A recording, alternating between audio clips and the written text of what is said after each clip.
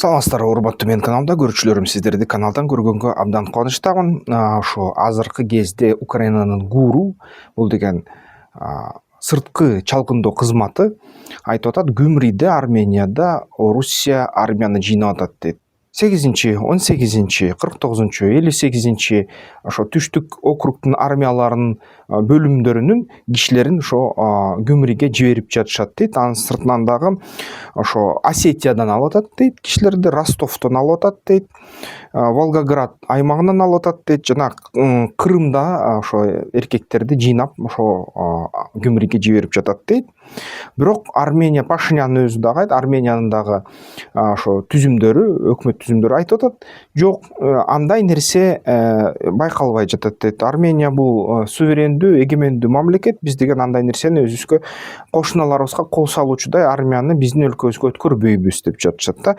Бирок айтыш керек, чынын Армения Гюмри базасына эч кандай көзөмөл кыла албайт. Мурунку жылдары ошол Гюмриден кээ бир аскерлер Армения шаарга чыгып туруп бир нече кылмыштарды кылгандан кийин аларды эчтеке кыла албай койгон да Армениянын бийлиги. Ошондой нерсе болгон. Аны алар албетте баягы расмий түрдө тергөө болот деп Орусиянын бийлиги өзү колуна алган ал нерселерди, бирок жыйынтыгы эмчекти мага белгисиз. Мисалы үчүн билсеңиздер комментарийлерге жазып койгула. Ошон үчүн азырынча Ереван расмий түрдө аны жокко чыгарып атат. Украина расмий түрдө ушуну айтып атат, ушундай аскерлер топтолуп атат деп. Ал эми Азербайжан унчукпай жатат. Ошону менен бирге Азербайжанга Каспийдин жээгине ошо суу аскер базасын Түркия курам дейт, Эрдоган курам дейт. Ал деген ошо базасына жабдыктарды, ошо жаңы кемелердин түрлөрүн жайгаштырабыз дейт. Аскер сыноолорду өткөзөбүз дейт. Түркиянын кызыкчылыктарын, Азербайжандын кызыктарын коргойбуз дейт да. Ушундай сөздөр айтылып атат. Бул деле мисалы үчүн Орусияга кооптуу нерсе болгондой да. Мисалы үчүн эгерде Эрдоган геосаясий ошо пландарын же каалоолорун аткарса, мурунку ошо Султан Сулеймандын Осмон империясын ордуна келтирсе, бүгүнкү күнү ушу Ирандын кескин бөлүгү Осмон империяныкы, Палестина, Израиль Осмон империяныкы, Мисирдин кескин бөлүгү жана ошо Араб жарым аралынын жарымы.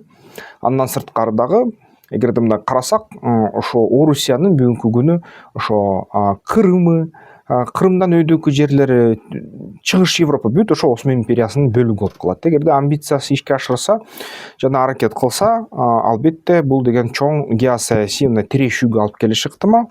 Ал нерсеге барабы барбайбы белгисиз, бирок Азербайжандын армиясы эгерде согушка чейин Украина менен Орусиянын ортосундагы Орусия менен тең эле албайт дегенге макул болсок, эч кандай мындай согуш кыла албайт. Грузияда эле тез эле 2-3 айдын ичинде толугу менен талкаланат же 20-30 күндүн ичинде Бакуга чейин Орусиянын аскерлери кирет деп айтууга мүмкүн болсо, Украина менен согуш башталганда бүт Орусиянын армиялары алыскы чыгыш армиясы да, көбүнчө Владивосток, Сахалин ошол тарапта дагы жайгашкан түзүмдөр, күч түзүмдөр бүт Украинада жүрөт да. Аякта албетте кандайдыр бир деңгээлде аскерлердин саны бар, бирок бүт ушул армиянын кескин бөлүгү 90% Украинада жүрөт. Украинаны 2-3 күндө алабыз деп 2-3 жылда ала элек. Бүт ресурстар ошого кеткенден кийин баллистикалык же болбосо ошо алыскы шахет сыяктуу герань дрондорду эске албасак, же атайын баягы ядердик тактикалык, ядердик стратегиялык куралдарды эске албасак, башка куралдар бүгүнкү күнү Орусияныкы эскирээк да, ошол Азербайжанга караганда. Азербайжандын куралынын жарымы дрондору Хароп Израилдин технологиясы менен коштолгон, жана байрактар Түркия технологиясы менен ТБ2 байрактар менен жаңы акынжы ошо нерселер менен атайын учкучсуз учактар менен коштолгон. Бийик тоодо согушту алып барганды билет, заманбап авиациясы бар, тик учактар бар. Ошо эгерде Орусиянын С-300, С-400 системалары толугу менен Азербайжан авиациясын бекитип койсо, тоонун ичинен авиация тоолорду колдонуп, ошол түз эмес рельефти колдонуп Орусия менен согуша алат да. Мисалы үчүн ошо Дербент тараптан эң негизги кагылышы болуп кетиши ыктымал. Анын аркасынан дагы Түркия камсыздаса Азербайжанды, Түркия болсо НАТОнун мүчөсү, НАТО өлкөлөрү дагы ошо кандайдыр ресурстарды жибере баштаса Азербайжанга, ошо 3 күндүн ичинде Бакуну алыш өтө кыйын болот да. Анын сырткары дагы ошо көп жоготуулар болот. Эгерде жоо аскерлерди колдонсо, Орусия Украинада көрсөтүштү, аякта жакшы Орусияда акылдуу генералдар бар, бирок аларды эч ким укпайт экен. Ошо эң акылдуу генералдар чабуулду жакшы даярдайт эле, бирок булар чап деп эле айдай берет экен алдыга аскерди. Ошон жөө аскерлерди айдаса, ошол жер тоолуу аймак, ошол жерден көп аябай адамдык жоготууларга учурайт да Орусия. Ушинтип атып бүт ресурстурду кетирип атып, кошумча эркектердин баарын эле согушка айдабаса, 40 миллион 30 миллион эркекти, аяктан ушундай жеңиш шанстар өтө аз. Дагы ошондой эле Украинадагыдай эле Баку 3 күндө эмес 3 жыл 5 жыл болуп калышы ыктымал. Анан сырткары Баку Түркиянын жардамын кескин колдонсо, Орусия Кытайдын жардамындагы келсе, Күндүк Кореянын жардамындагы келсе, Баку көп ушундай жылга туруштук бере алат. Албетте чоң жоготууларга учурайт, бирок ресурстары жетет. Жаңа бүгүнкү күнү ушу албетте Украинага жеңилдейт. Украина экинчи фронт ачканга өтө кызыктар. Украина ким менен чабыштырса экен Орусияны деп турат. Эгерде Баку менен чабыштырса, ого бетер жакшы болот Украинага.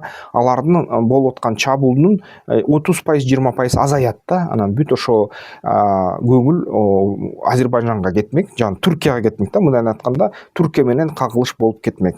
Иран жардам берет беле, Азербайжан менен ошо Түркияга асылат беле, өнөктөш катары жок. Мисалы үчүн Иран бул жолу жардам сурады эле Израиль менен кагылышта, АКШ менен кагылышта, бирок Орусия түзмө түз аскердик жардам берген жок. Кээ бир серепчилер айтат, технология, баллистикалык технология менен бөлүштү дейт, гиперүн технология менен бөлүштү дейт, радарларды берди, С-300, С-400, С-300, С-400 жарабай калды.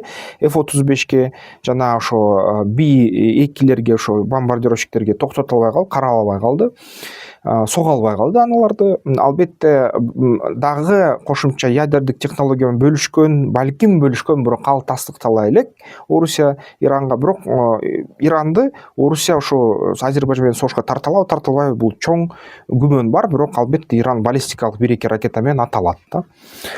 Ошондо ядердик тактикалык курал Азербайжанда да, Түркияда да жок. Түркия бир ката ошол НАТОнун ошо мындай кандайдыр капасында, НАТОнун колунда да. НАТО Түркияны сактап турат эгерде айла кетсе. Бирок байкасак ошол НАТОнун ичинде дагы Түркияга башкача карын катнашта, баягы ак адамдар күрөң адамдарга бир башкача карайт окшойт.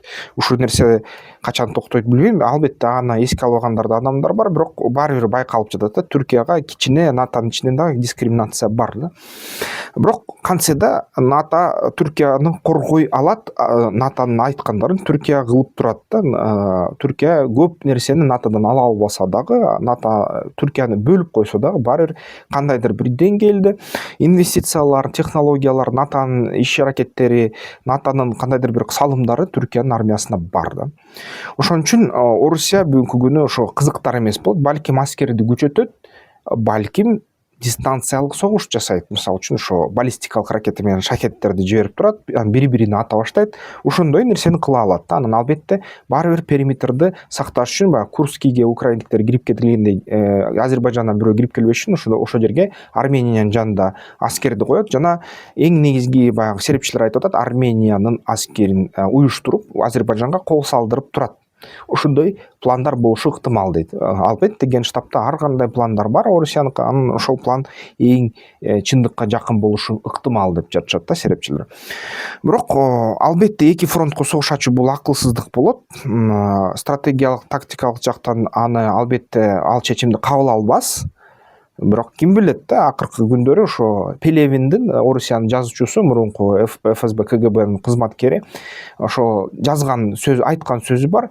Бул дүйнө менен дейт, масондук ложа эмес дейт, ачыгынан ачык акмактык башкарат дейт. Орусчасын айтканда, миром правит не тайная ложа, а явная лажа дегендей да.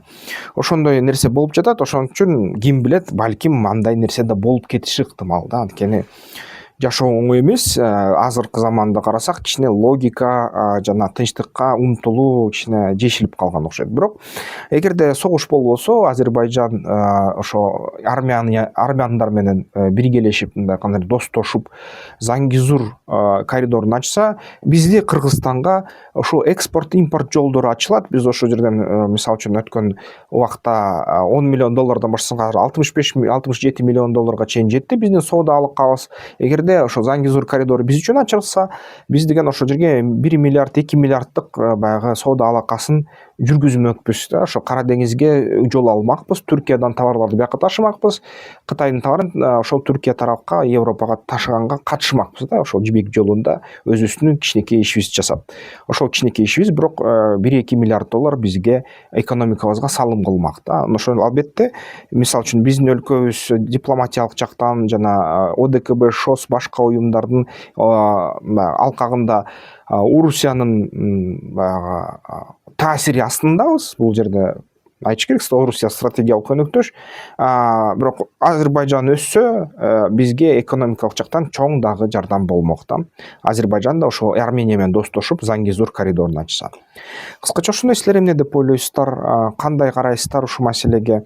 Бир суроолор болгон, баягы биздин башчылар ички саясатыбыз боюнча, ички биздин үйүбүздөгү болуп аткан нерселер, баягы саясатчылардын иш сапарлары, иш аракеттери боюнча.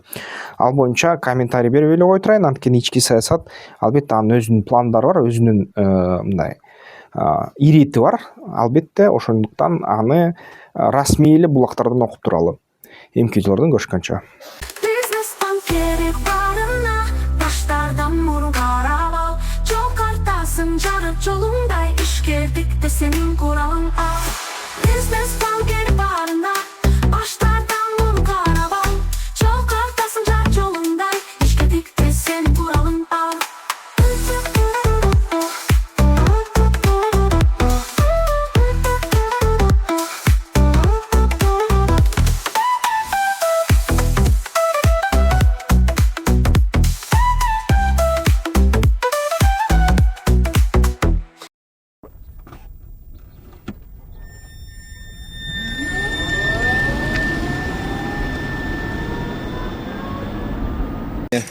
Вот туда.